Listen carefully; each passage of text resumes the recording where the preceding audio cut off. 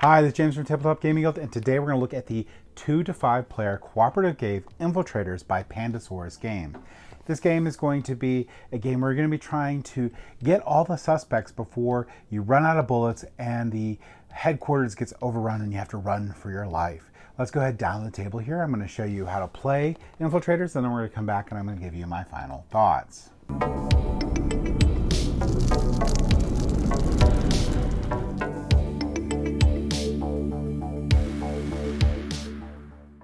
All right, so this is Infiltrators. You're going to get, with this game, you're going to get 70 cards here. You're going to get 9 number tokens. You're going to get a dry erase marker. You're going to get 4 arrow tokens. You're going to get this gun and gun tray here. You're going to get 5 clue boards. You're going to get 12 bullets. Infiltrators is a mission-based cooperative game. There are 20 different missions in total, each with a special winning conditions. Agents will win or lose together, so this is a cooperative game. Your goal as an agent is to identify all the traitors before time runs out. The 20 missions in this game actually combine to create a story, but the game recommends that you first go on a training mission. Now, you're going to use different components with different missions here. Basic missions are going to use just these components here shown. At the start of each mission, you're going to be looking for certain things. Like in this mission here, we're going to have 10 bullets. We're going to have 7 suspect cards, and these are the suits that we're going to use in the game. Now, for your first mission, we're only going to use the red, black, and yellow suits here. So we're not going to be using these green suits. Here's the black suits. And we're only going to be using 2 through 13. So we're going to be removing the 14 and 15 and the 1 also. So the yellow here will move the 14 and 15. And I do suggest probably separating these out each game here, so it makes it easy for you to get the game set up when you're ready to play. But I did not do that. So here's the red. And we're only using up to 13, so we'll get rid of the 14, 15. And our last one here is going to be yellow. And there we go. So now we have our deck of cards. These cards will go back into the game box, and these cards, we're going to shuffle those up. Now that that's done, each agent's going to get 5 cards. And these are going to be what we're going to use cooperatively. But we can't tell anyone what these cards are, so we can't say like, hey, I even hint what the cards are in our hands. But we know with these cards in our hand that these are not going to be the suspects. And as a reminder, the suit and the card numbers are on there. Now, if we play with the 1s, that's a special card, which when you run into those missions, it'll explain those. And we're only going up to 13, so there is not going to be a 13 in here, but these are going to be for help figuring out the multiples, which we'll go into in a second here.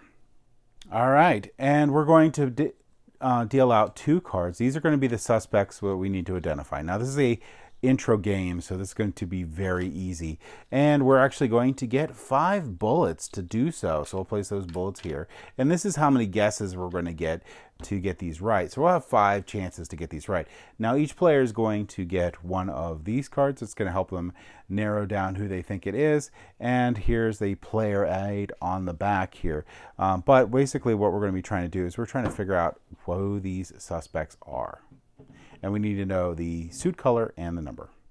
All right, so now we're ready to get in and play the game. You're going to randomly select someone to be the first player or first agent, and then you're going to play clockwise. On your turn, you can take 1 action, and there's going to be 5 different actions that you can play on your turn.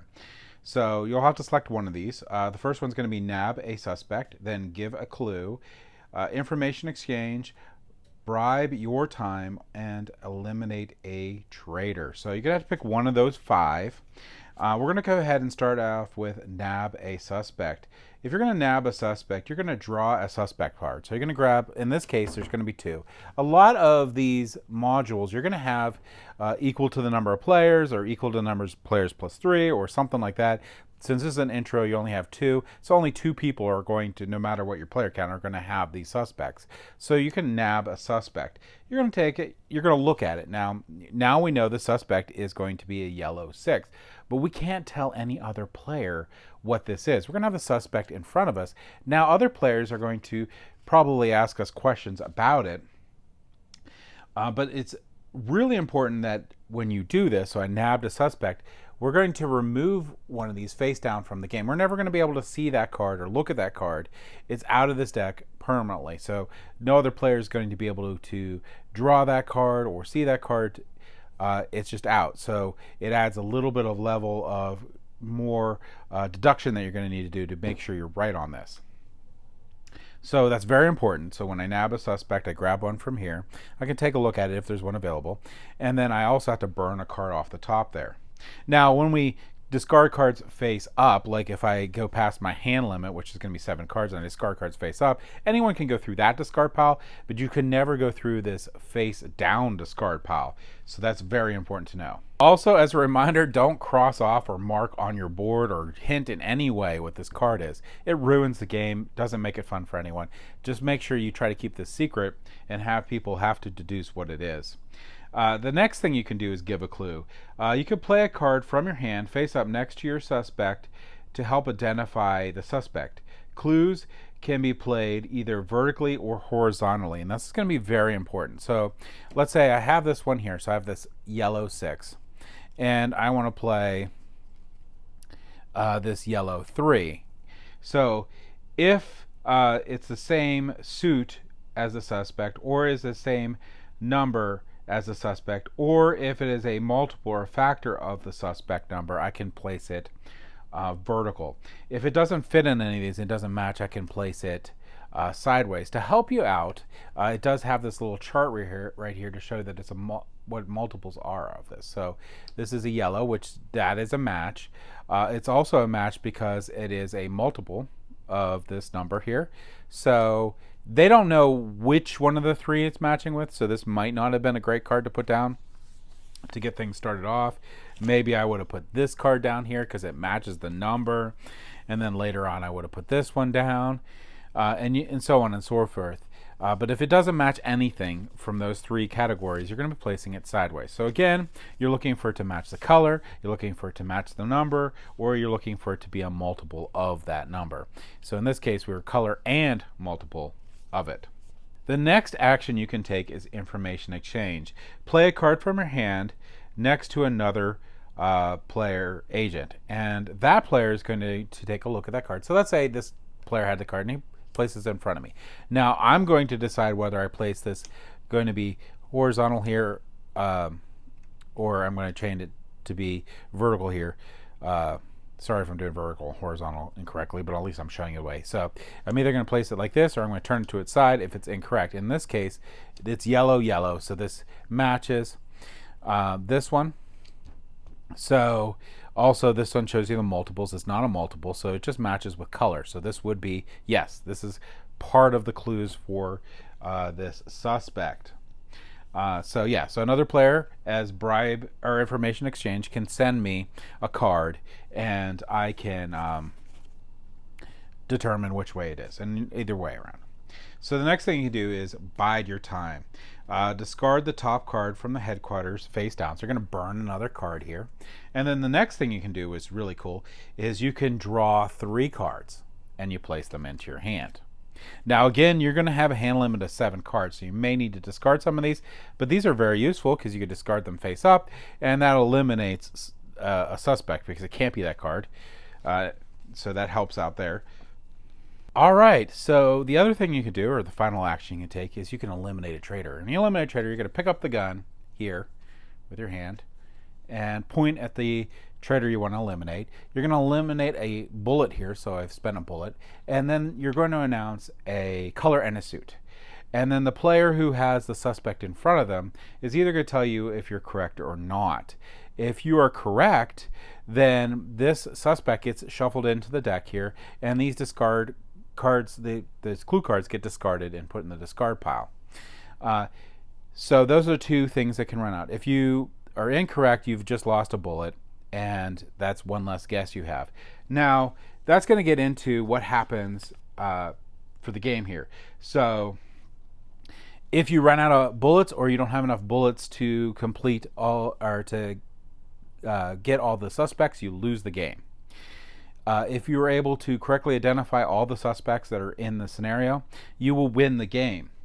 Now, that in a nutshell is going to be how you play Infiltrators, but let's go over a couple little things here. So each of the training missions you're going to look at, you're going to see the suspects equal to the number of agents. So 2 to 5. So if there's 5 players, you have 5 suspects.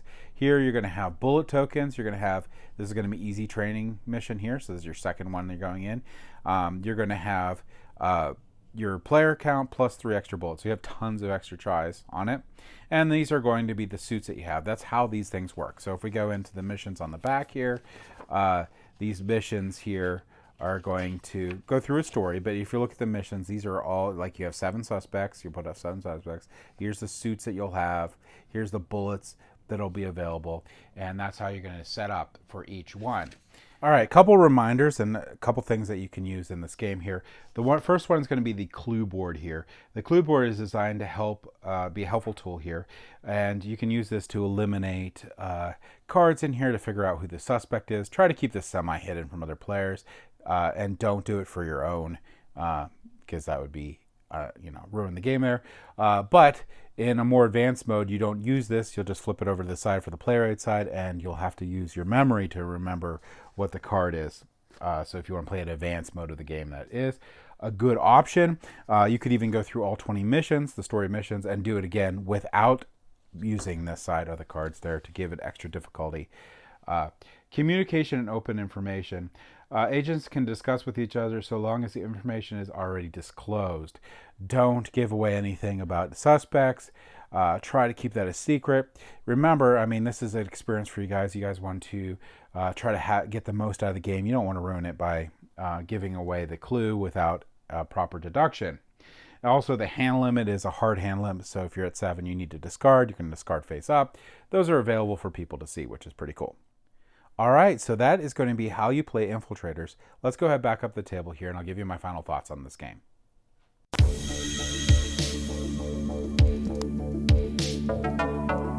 All right, so that was Infiltrators. Now, this game, component quality is great. I do wish that they had more than one dry erase marker. I think there should have been enough dry erase markers for every player, but that's my only complaint for component quality. And dry erase markers are pretty cheap anyway, so you can just pick some up for this game. Now, gameplay itself, if you like games like The Crew, now this is a different game than The Crew, but it gives you the same vibe, you're going to really like Infiltrators. It is a really fun cooperative game where you're trying to deduce the color and suit, like you saw, of the suspect. And there is a lot of the same sort of idea that you get, or tension that you get playing The Crew, because you can't really communicate, in playing this. Plus, there's also 20 missions in this, which is a huge amount of replayability in the game. And you can actually go back and play it without using the dry erase boards to make it a little bit more difficult. Or just play certain missions that you really, really like. This game has so much replayability. It is so much fun. I really enjoy this game, and I think this game is going to come out fairly often. I didn't know what to expect when I started this game, but it really turned out to be a gem of a game. And I don't say this very often, but this is a game that's actually going to make it into my collection. So if you like games like The Crew, or you're looking for a really great cooperative game that doesn't take much to teach, you could jump right into and just have a lot of fun, I would highly recommend checking out Infiltrators. And that's my thoughts on it. Thank you for watching.